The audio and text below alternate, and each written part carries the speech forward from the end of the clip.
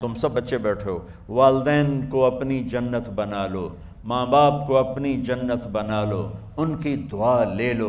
میرے نبی نے فرمایا کاش میری ماں زندہ ہوتی۔ ماں کا خاص طور پر منشن کیا، میری ماں کیوں کہ باپ کو تو دیکھا ہی نہیں، اور ماں کو دیکھا ہے 6 سال۔ میری ماں زندہ ہوتی اور میں عشاء کی نماز کے مصلی پہ کھڑا ہوتا اور میرے گھر سے میری ماں کہتی محمد، تو میں ماں کے لیے نماز توڑ دیتا۔ میرا نبی کہہ رہا ہے۔ اور جب آپ حج پہ تشریف لے گئے اور ابوا کے میدان سے گزرے جہاں میرے نبی کی والدہ کا انتقال ہوا تھا، اس بات کو 57 سال گزر چکے ہیں۔ 6 برس کی عمر میں مدینہ سے نکلے 3 افراد، میرے نبی کی ماں، میرے نبی کے والد کی باندی ایمن، وہ بھی ماں ہیں، انہوں نے بھی دودھ پلایا تھا میرے نبی کو۔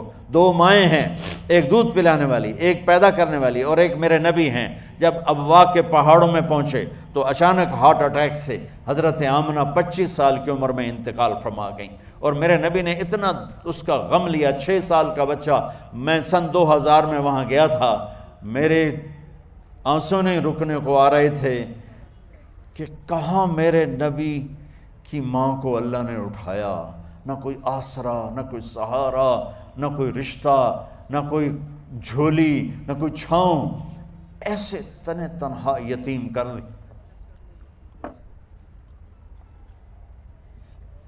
جب ان کو پتھروں میں دبا کے نیچے اترے، ایمن کو سے ہاتھ چھڑا کر بھاگے اور اوپر پہاڑی پہ چڑھ گئے۔ جب ایمن پیچھے گئیں تو ایمن نے کیا دیکھا کہ ابوا کے پہاڑ بھی رو رہے ہوں گے، آپ ماں کی قبر کو چمٹ کے ایسے اوپر لیٹے ہوئے تھے، قبر کو پکڑا ہوا تھا، اوپر لیٹے ہوئے تھے۔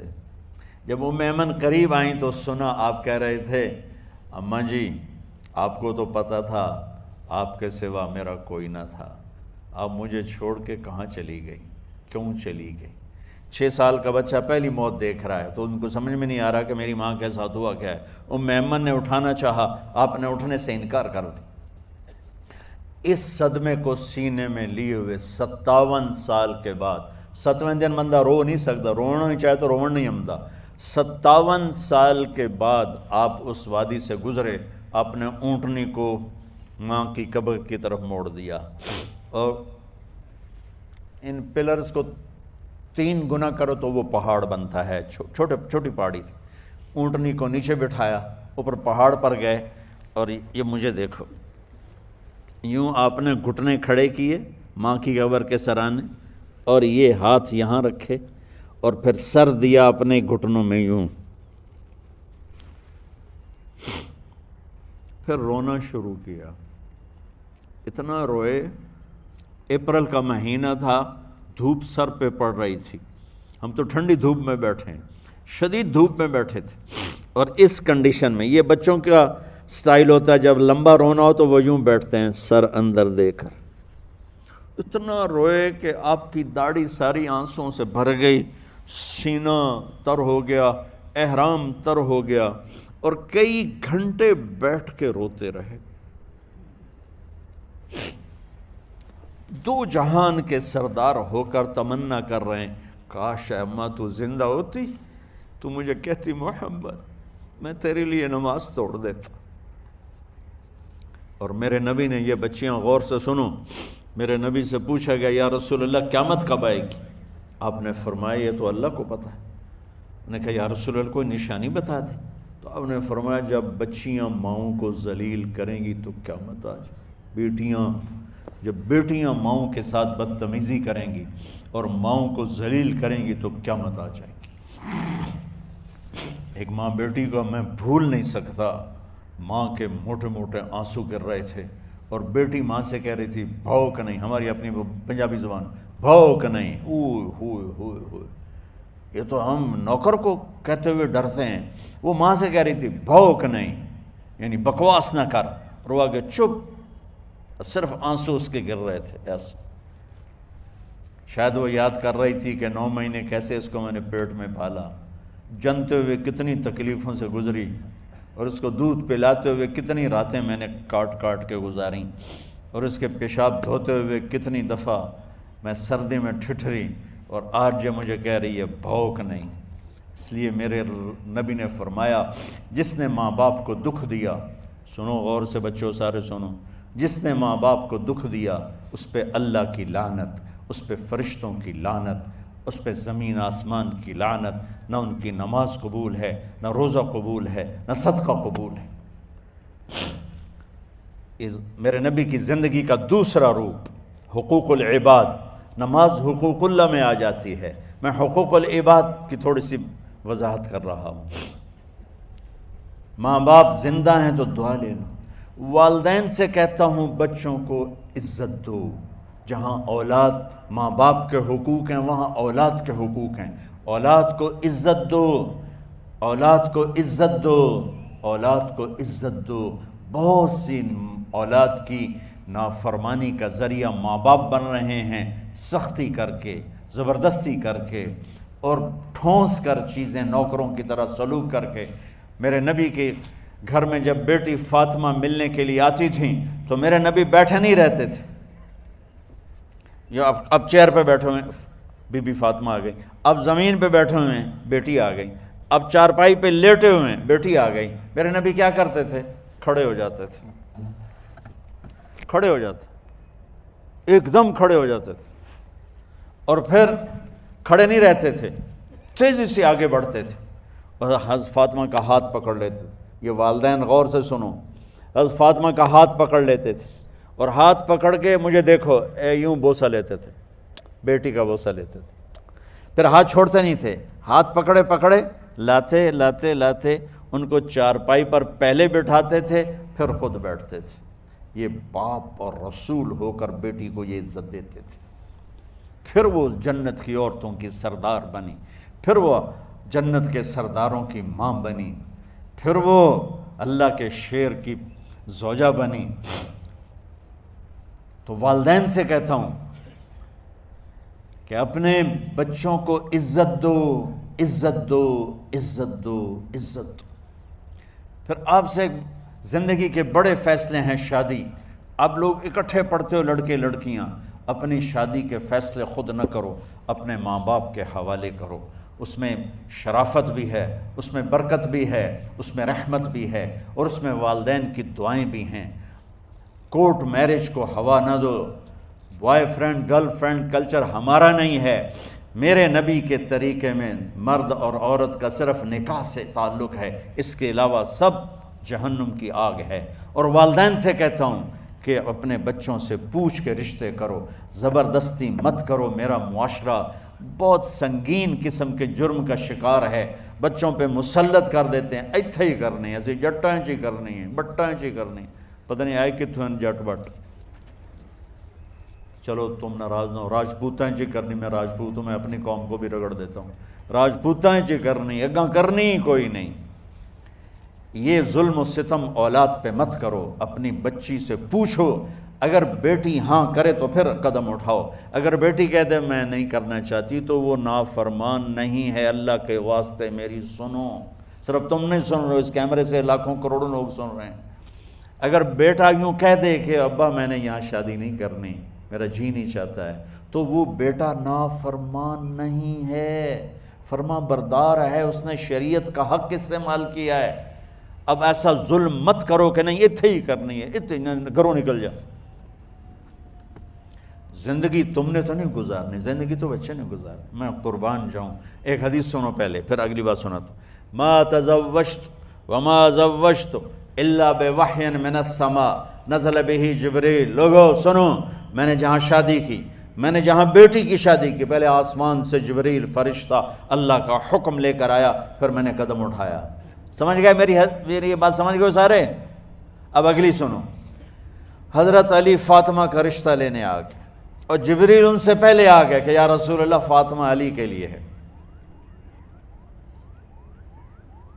باپ محمد مصطفیٰ جیسا ہے، رشتہ مانگنے والا علی جیسا ہے، اور بیٹی فاطمہ جیسی ہے۔ اور آپ پوچھتے ہیں علی کیسے آئے؟ وہ شرم کی وجہ سے کچھ کہہ نہ سکے، چپ۔ آپ کو تو پتہ تھا، آپ نے فرمایا فاطمہ کے رشتے کے لیے آئے ہو؟ کہا جی۔ تو جبریل تنال بیٹھا ہوا ہے کہ یا رسول اللہ اتھے ہی کرنا ہے۔ آپ نے ہاں نہیں کی، آپ نے کہا انشاءاللہ، اور یہ کہہ کر اٹھ گئے۔ انشاءاللہ نبی کا ہاں ہی ہوتا ہے، لیکن جبریل کے آنے کے باوجود اور اللہ کے کہنے کے باوجود میرے نبی کو بھی پتہ ہے کہ یہ رشتہ یہاں کاتب تقدیر نے لکھ دیا ہے، لیکن امت کو سبق سکھانے کے لیے آپ گھر تشریف لے گئے۔ بیٹی فاطمہ کہ جی یا رسول اللہ، کہا علی کا رشتہ آیا ہے، میں ہاں کر دوں؟ سبحان اللہ۔ میں اپنے دیہاتی بچیوں پہ مجھے رونا آ گیا کہ جنہیں پتہ ہی نہیں ہوتا سانو کہیں نال بندے پہ جانور ہے یا انسان ہے۔ علی جیسا داماد، چلو علی کو چھوڑو، فاطمہ کو چھوڑو، جبریل آیا بیٹھا ہے، جبریل آیا بیٹھا ہے۔ اس کے بعد فاطمہ سے پوچھنے کی کیا بات ہے؟ جبریل آ کر کہہ رہا یا رسول اللہ، اللہ کہہ رہا ہے فاطمہ علی کے لیے ہے اور علی فاطمہ کے لیے ہے، اور پھر آپ کہتے ہیں بیٹی فاطمہ ہاں کر دو۔ ہماری تو آج کی بیٹیاں انکار نہیں کرتی، چپ کر کے گاں ماش طرح بن چھڑ دن کلے نال۔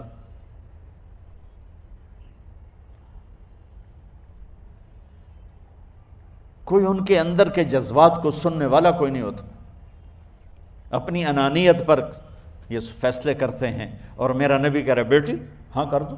سبحان اللہ۔ آپ کا کیا خیال ہے فاطمہ نے انکار کرنا تھا؟ یہ تو یہ بیٹیاں نہیں انکار کرتی تو فاطمہ نے کہاں کرنا تھا؟ لیکن یہ سبق دینا تھا ان والدین کو جو نادانی میں نادانی کے فیصلے کر کے اولاد کو ہمیشہ ایک